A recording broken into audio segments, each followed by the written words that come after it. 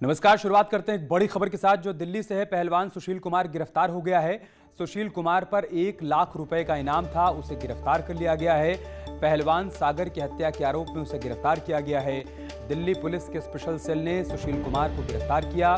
सुशील के साथी को भी गिरफ्तार कर लिया गया है। ये बड़ी खबर हम आपको दिल्ली से बता रहे हैं। सुशील कुमार और उसके साथी को गिरफ्तार कर लिया गया है। 1 लाख रुपए का इनाम घोषित था सुशील कुमार पर। दिल्ली पुलिस के स्पेशल सेल ने उसे गिरफ्तार किया। पहलवान सागर की हत्या के आरोप में वो कई दिनों से फरार चल रहा था। पुलिस शहर दर शहर उसकी तलाश कर रही थी और आखिरकार अब पुलिस को कामयाबी मिली है। दिल्ली पुलिस की स्पेशल सेल के हत्थे चढ़ गया है पहलवान सुशील कुमार। अब उससे पूछताछ होगी, पूरे मामले की पड़ताल की जाएगी। लेकिन फिलहाल पुलिस के लिए बड़ी कामयाबी, सुशील कुमार जिस पर 1 लाख रुपए का इनाम घोषित था उसे गिरफ्तार कर लिया गया है।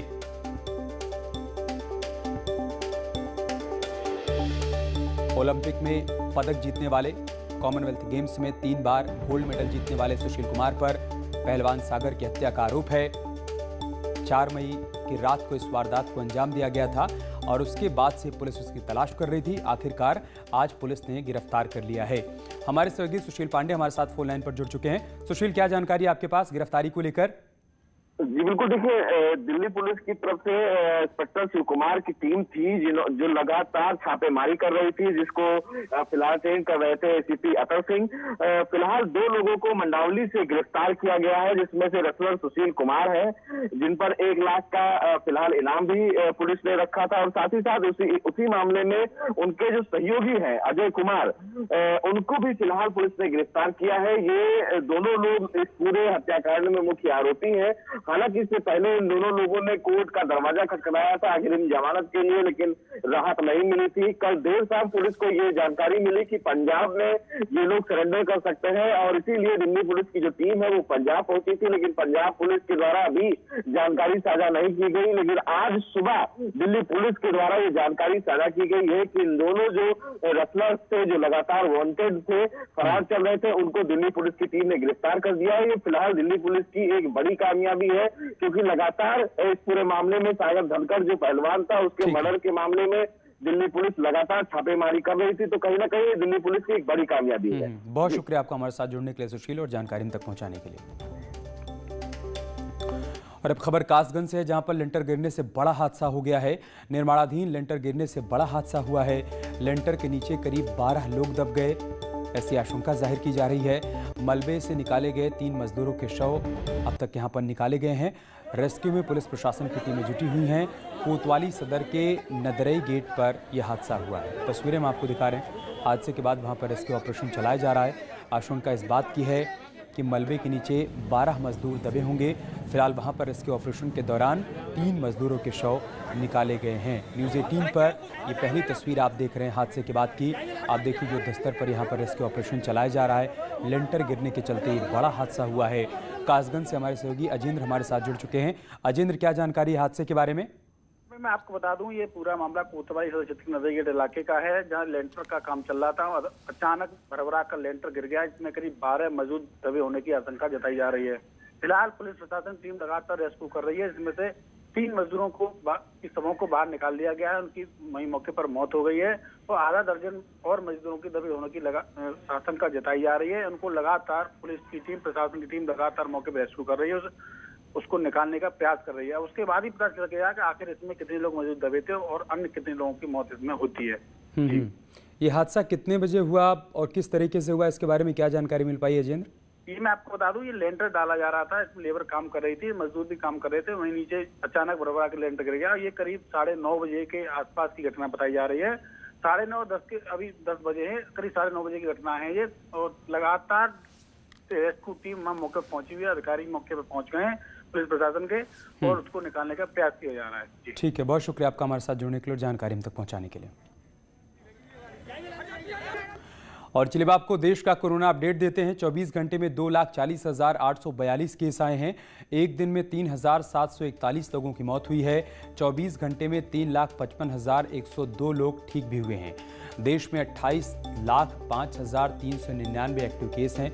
मौजूदा समय में 19,50,00,000 से अधिक लोगों को अब तक वैक्सीन लगाई जा चुकी है। तो बीते 24 घंटे में 2,40,000 842 नए केस सामने आए हैं और इन्हीं 24 घंटों में 3,700 से ज़्यादा लोगों की जान चली गई है, जबकि 28,05,399 एक्टिव केस अब भी देश में बताए जा रहे हैं। 19 करोड़ 50 लाख से अधिक लोगों को वैक्सीन लगाई जा चुकी है।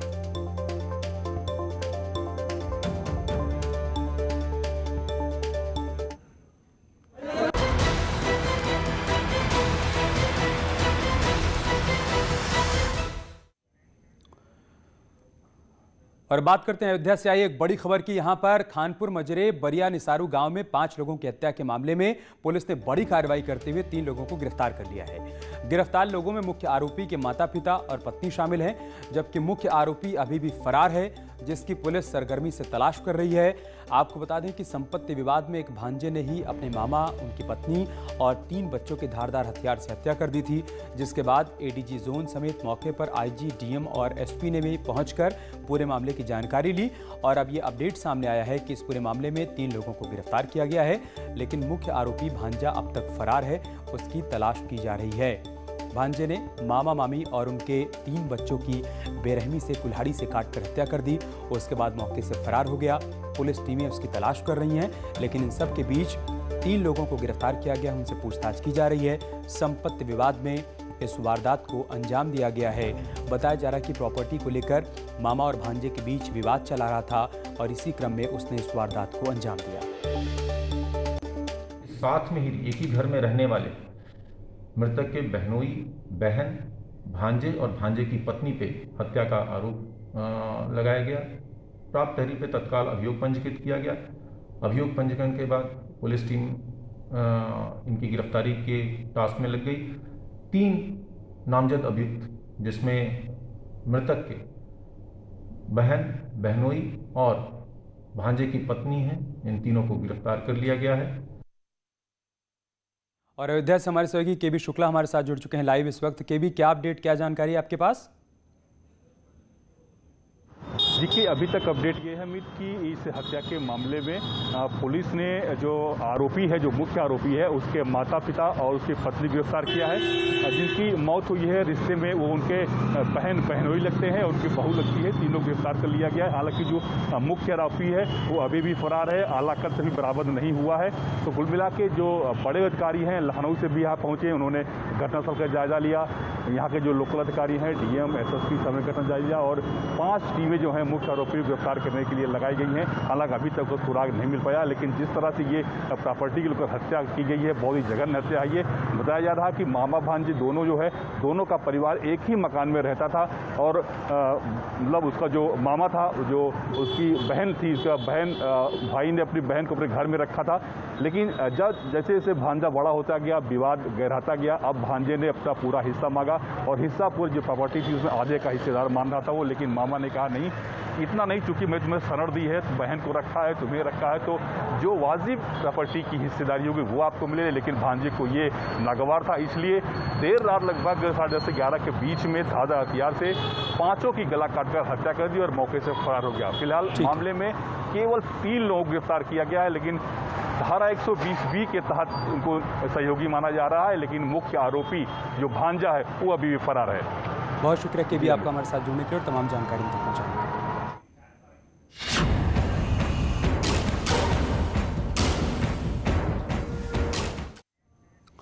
और अब बात आज की बड़ी खबर की। मुख्यमंत्री योगी आदित्यनाथ इन दिनों जिलों के ताबड़तोड़ दौरे कर रहे हैं। इस दौरान वो स्वास्थ्य सेवाओं की जमीनी हकीकत को जान रहे हैं, परख रहे हैं। साथ ही अधिकारियों के साथ कोविड कंट्रोल की समीक्षा भी कर रहे हैं। मुख्यमंत्री आज झांसी और बांदा का दौरा करेंगे। झांसी में मुख्यमंत्री योगी सबसे पहले इंटीग्रेटेड कोविड कमांड सेंटर का निरीक्षण करेंगे। इसके बाद विकास भवन में समीक्षा बैठक करेंगे।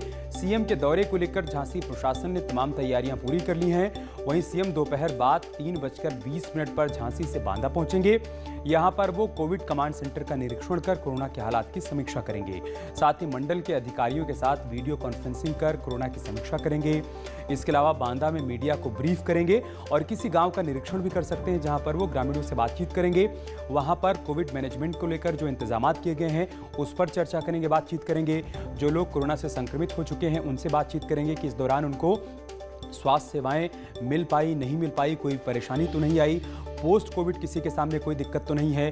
जो लोग होम आइसोलेशन में हैं उनको कोरोना संक्रमण से बचाव के लिए जानकारी जागरूक किया जा रहा है, नहीं किया जा रहा है, उनको वो किट दी जा रही है, नहीं दी जा रही है। इन तमाम पहलुओं पर मुख्यमंत्री योगी आदित्यनाथ आज यहां पर ग्रामीणों से बातचीत करते हुए नजर आएंगे, लेकिन उससे पहले वो अधिकारियों के साथ समीक्षा बैठक भी करेंगे।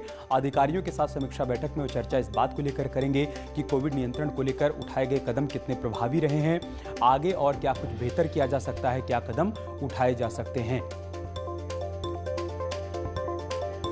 और झांसी से हमारे सहयोगी अश्विनी इस वक्त हमारे साथ जुड़ चुके हैं, बांदा से अंकित हमारे साथ जुड़े हुए हैं। अश्विनी, मैं सबसे पहले आपके पास ही आऊंगा, क्या अपडेट, क्या जानकारी है सीएम के आज के पूरे कार्यक्रम को लेकर?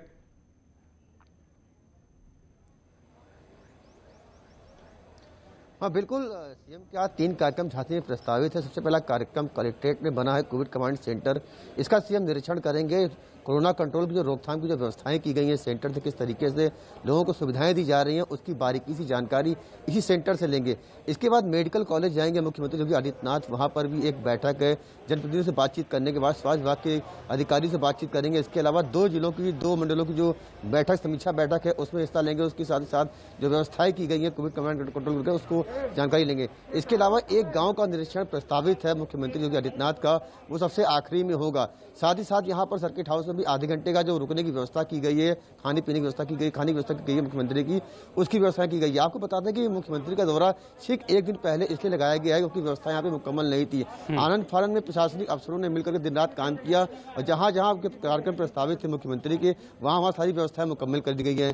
कड़ी सुरक्षा व्यवस्था की गई है उनके दौरे को लेकर। जहां जहां 3 कार्यक्रम लगाए गए जिन जगहों पर, वहां पर बेहद चुस्त और दुरुस्त व्यवस्था की गई है। कई पुलिसकर्मी तैनात किए गए हैं, कई जो पुलिस अधिकारी है अभी मौके पर सारी भी जो पुलिस है वो टहल रही है। साथ ही साथ आपको बता दें कि जिस तरीके से झांसी में कोरोना के मामले बढ़े और रोकथाम की गई, उसके बाद मामले कुछ कम आए, उसको लेकर के हालांकि थोड़ी संतुष्टि वाली बात जरूर आएगी। अब ये देखने वाली बात होगी कि मुख्यमंत्री यहाँ कितनी देर में आते हैं, इसके बाद किन किन व्यवस्थाओं पर बातचीत करते हैं। सारी व्यवस्थाएं मुकम्मल कर दी गई है।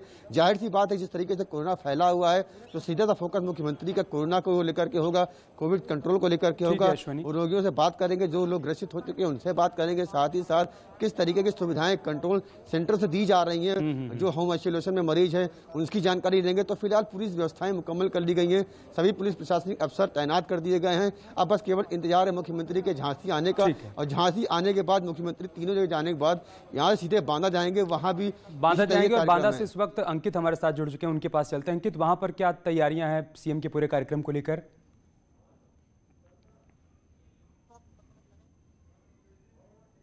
बांदा पहुंचेंगे, जहां सबसे पहले कोविड कमांड सेंटर पहुंचेंगे, जहां पर जो कोरोना पॉजिटिव मरीज थे उनसे फोन पर क्या कुछ बात की गई, जो महामारी के मरीज थे उनसे क्या कुछ बात की है, पूरा डाटा लेंगे। और यहाँ से डाटा लेने के बाद अब इसके बाद राजकीय मेडिकल कॉलेज में कार्यक्रम है, जहाँ माना ये जा रहा है कि शायद कोविड हॉस्पिटल में जो मरीज है उनसे भी सीएम रूबरू होंगे। और उसके बाद समीक्षा बैठक अधिकारियों के साथ, जनपद के तमाम अधिकारी होंगे और उसके बाद मंडल के अधिकारियों के साथ डीसी वीडियो कॉन्फ्रेंसिंग के जरिए बात की जाएगी। और फिर उसके बाद मुख्यमंत्री गाँव बताया जा रहा है खोखर ब्लॉक का, उस गाँव भी जा सकते हैं। तो कहीं ना कहीं जिस तरीके से उत्तर प्रदेश में मुख्यमंत्री लगातार मॉनिटरिंग की है, दूसरी लहर में कोरोना संक्रमण बढ़ा था, तो कहीं ना कहीं ये कहा जाता हालात काबू है। मुख्यमंत्री स्वयं कोरोना पॉजिटिव होने के बाद लगातार वर्चुअल रैली करते रहे और इसके साथ जो लगातार जिस तरीके से अब उसका असर भी दिख रहा है, उसका असर भी दिख रहा है अंकित। लगातार कोरोना के केस कम हो रहे हैं और रिकवरी रेट में बढ़ोतरी देखने को मिल रही है। बहुत शुक्रिया आप दोनों का हमारे साथ जुड़ने के लिए और जानकारी हम तक पहुंचाने के लिए। एक छोटा सा ब्रेक लेंगे, बहुत जल्द होगी वापसी। उत्तर प्रदेश में कोविड के आंकड़े धीरे धीरे कम हो रहे हैं। यूपी सरकार के प्रयासों का असर अब जमीन पर दिखने लगा है। 18 मंडल और 75 जिलों में फैले यूपी में कैसे कोविड मैनेजमेंट पर काम हो रहा है, आज दिन भर हम आपको विस्तार से बताएंगे, क्योंकि न्यूज़ 18 पर दोपहर 1 बजे से होने जा रहा है अब तक का सबसे बड़ा ई कॉन्क्लेव।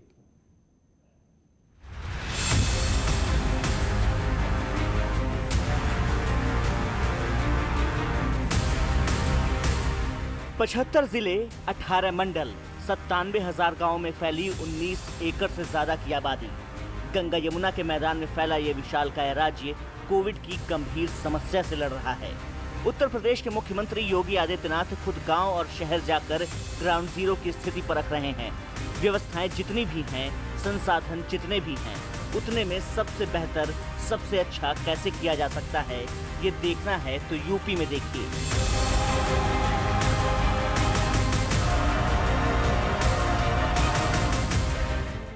जितना यूपी की आबादी है उतने में 5 ऑस्ट्रेलिया समा जाएं। यूपी किस तरह से लड़ रहा है कोरोना की लड़ाई, उत्तर प्रदेश की सरकार, उत्तर प्रदेश का सिस्टम, शासन और प्रशासन में जिम्मेदार लोगों ने कैसे निभाई अपनी जिम्मेदारी कि कोरोना की रफ्तार घटने लगी और रिकवरी रेट बढ़ने लगा। शुरू में थोड़ी सी दिक्कत महसूस हुई थी जनपदों को कि ऑक्सीजन की डिमांड अचानक बढ़ी थी, बट इसका तुरंत संज्ञान लेके इसमें काफ़ी त्वरित गति से कार्य किया गया। अगर हम प्रयागराज मंडल की बात करें तो एक्सक्लूसिवली हमको टैंकर्स की उपलब्धता करवाई गई थी, जो कि लगातार ऑक्सीजन की सप्लाई को पूरा कर रहे थे। प्रयागराज मंडल में 4 जिले हैं, प्रतापगढ़, कौशाम्बी, फतेहपुर और प्रयागराज। लेकिन जब यहाँ कोरोना के मामले बढ़े तो शासन और प्रशासन स्तर तुरंत एक्शन में आ गया और स्थितियाँ बदलने लगी। योगी सरकार के ट्रिपल टी फार्मूले, ट्रेस, टेस्ट और ट्रीट के फार्मूले के चलते प्रदेश में कोरोना संक्रमितों की संख्या में कमी आई है। बात अगर प्रयागराज मंडल की करें तो प्रयागराज मंडल में भी पॉजिटिविटी रेट कम हुआ है। प्रयागराज मंडल के 4 जिलों प्रतापगढ़, कौशाम्बी, फतेहपुर और प्रयागराज में पॉजिटिविटी रेट 18% से घटकर 1.42% हो गया है। सिर्फ प्रयागराज ही नहीं, कानपुर मंडल में भी कोविड कंट्रोल के लिए जो प्रयास किए गए थे उसके रिजल्ट आने शुरू हो गए हैं। पूरे कानपुर मंडल में अब कोविड की स्थितियां धीरे धीरे सुधर रही हैं। दूसरी लहर में कानपुर और कानपुर मंडल के जिलों में कोरोना ने तेजी से पैर पसारा, युद्ध स्तर पर काम हुआ और कोरोना को काफ़ी हद तक काबू कर लिया गया। अब संक्रमण की दर काफ़ी कम है। वहीं प्रशासन ने अब कोरोना की तीसरी लहर के लिए भी तैयारी शुरू कर दी है। कानपुर मंडल में अब तीसरी लहर से निपटने के लिए प्लान बनाया जा रहा है। कानपुर से आगे बढ़ें तो आपको ले चलते हैं सहारनपुर मंडल। मंडल में तेजी से कोरोना संक्रमितों में सुधार देखा जा रहा है। जहां पहले हजारों की तादाद में पॉजिटिव केस आ रहे थे, वहीं अब ये घटकर सैकड़ों में रह गए हैं। हम आपको बता दें कि पूरे मंडल में अब तक 8,953 एक्टिव केस हैं। अगर हम बात करें सहारनपुर जिले की तो शुक्रवार को आई रिपोर्ट में 293 कोरोना के मरीज पॉजिटिव मिले, जबकि 484 मरीज कोरोना से ठीक हुए हैं। वहीं इसी क्रम में अब जिले में 4,346 एक्टिव केस हैं। सहारनपुर मंडल में 3 जिले हैं, शामली, मुजफ्फरनगर और सहारनपुर। इस मंडल के एक तरफ हरियाणा है और दूसरी तरफ उत्तराखंड, और छोटी सी सीमा हिमाचल प्रदेश की भी इस मंडल से लगती है। सहारनपुर से थोड़ा नीचे उतरने पर आता है उत्तर प्रदेश का बरेली मंडल। इस मंडल में 4 जिले हैं, बदायूं, शाहजहांपुर, बरेली और पीलीभीत। मंडल का मुख्यालय बरेली है, इसलिए सारी गतिविधियां यहीं से चलती हैं। बरेली में भी कोविड कंट्रोल का असर ग्राउंड जीरो पर दिखने लगा है। ऐसे में माना जा रहा है कि लॉकडाउन और बेहतर इलाज के कारण अब कोरोना की चेन को लगभग तोड़ दिया गया है। कड़ी मेहनत के बाद बरेली में कोरोना का ग्राफ लगातार घट रहा है। ऐसे में दवा और ऑक्सीजन की जो पूर्ति की बात कही जा रही थी वो भी लगभग अब सामान्य हो चली है। बरेली में जो आने वाले स्ट्रेन और ब्लैक फंगस की तैयारियां हैं उस पर भी जिला प्रशासन और स्वास्थ्य विभाग लगभग तैयार है। स्वास्थ्य विभाग और जिला प्रशासन के अफसरों का साफ तौर पर कहना है कि हम लोगों ने 5 ऑक्सीजन प्लांट लगाए हैं और इसके अलावा यहाँ पर बेड और ऑक्सीजन की जो समस्या है उसको लगभग दूर कर लिया है। उत्तर प्रदेश में कोरोना कंट्रोल कैसे हुआ, कोविड की तीसरी लहर की क्या तैयारी कर रहा है उत्तर प्रदेश, यूपी के सभी 18 मंडलों के कमिश्नर न्यूज़ 18 पर आएंगे, बारी बारी से बताएंगे कोविड कंट्रोल का सबसे सटीक फॉर्मूला। आज दोपहर 1 बजे से न्यूज़ 18 पर लगातार। और बात करते हैं मिशन संजीवनी की। नेटवर्क 18 ये सुनिश्चित करना चाहता है कि हर भारतीय को कोविड-19 का टीका मिले। टीकाकरण जागरूकता बढ़ाने के लिए नेटवर्क 18 और फेडरल बैंक की पहल संजीवनी अ शॉट ऑफ लाइफ को सपोर्ट करें। Health expert Apollo 24/7।